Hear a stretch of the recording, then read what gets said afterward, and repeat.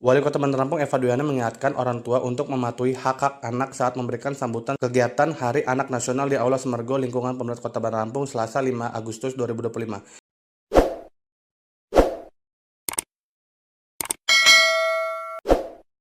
Peringatan Hari Anak ini dihadiri oleh 1.000 anak. Wali Kota Bandar Lampung Eva Duyana menjelaskan kegiatan Hari Anak Nasional dilaksanakan dengan tujuan agar seluruh komponen baik pemerintah, masyarakat, keluarga, dan orang tua dapat bekerjasama untuk mewujudkan kesejahteraan anak dengan menghormati hak-hak anak. Bunda berharap anak-anak yang ada di Bandar Lampung, provinsi dan di mana saja berada, orang tua bekerja keras untuk anak.